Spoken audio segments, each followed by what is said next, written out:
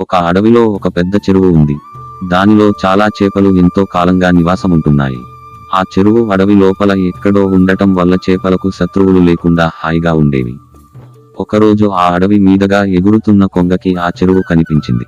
ఇంత పెద్ద చెరువుని చూడకుండా ఇంతకాలం ఎలా ఉన్నానా అనుకుని ఆశ్చర్యపోతూ ఆ చెరువు గట్టు పైన వాలింది. దానికి చెరువులో చాలా చేపలు కనిపించాయి. ఇక తన ఆహారానికి ఎలాంటి ఇబ్బంది లేదనుకుని ఆనందంగా అక్కడే కొంత దూరంలో నివాసం ఏర్పరుచుకుంది.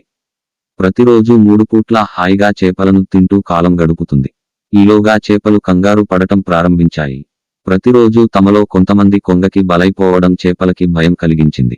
ఇలా అయితే కొన్ని రోజులకి తామేవరము మిగలమని తెలుసుకుని ఒక రాత్రి చేపలన్నీ కలిసి కొంగ బారి నుండి రక్షించుకునే ఉపాయం ఆలోచించసాగాయి. ఒక చేపపిల్ల నాకొక ఉపాయం తట్టింది, కాని దానికి మీ అందరి సహకారం కావాలి అని చెప్పింది. ఏమిటది అని మిగతా చేపలు అడిగాయి. చేపపిల్ల తన ఉపాయాన్ని వాటికి చెప్పింది.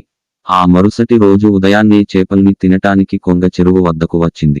కాని చెరువులో చేపలన్నీ తేలుతూ కనిపించటం చూసి ఆశ్చర్యపోయింది. చూస్తుంటే ఈ చేపలన్నీ చచ్చినట్టున్నాయి, ఏమైంటుందో అని ఆలోచించసాగింది. ఇంతలో ఒక చేప నీరసంగా పడుతూ లేస్తూ కనిపించింది. కొంగ ఆనందంగా ఆ చేపను పట్టుకోవడానికి ముందుకు వచ్చింది. కాని ఆ చేప కొంగతో నీకు బతకాలని ఉంటే నా మాట విను అన్నది. కొంగ ఆగి ఏమిటో చెప్పు అన్నది. నిన్న రాత్రి ఒక నాగుపాము చెరువు దగ్గరకు వచ్చి నీళ్లు తాగబోయింది. ఈలోగా ఒక పెద్ద చేప దానిని కొరికింది. దాంతో కోపం వచ్చిన పాము చెరువులో విషాన్ని కక్కి వెళ్ళిపోయింది. దాంతో చెరువులో నీళ్లన్నీ విషమయం అయిపోయాయి. అందుకే చేపలన్నీ చచ్చి తేలుతున్నాయి. నేను కూడా ఇంకో క్షణంలో చావబోతున్నాను. నన్ను తింటే నువ్వు కూడా చనిపోతావు, జాగ్రత్త అని చెప్పింది.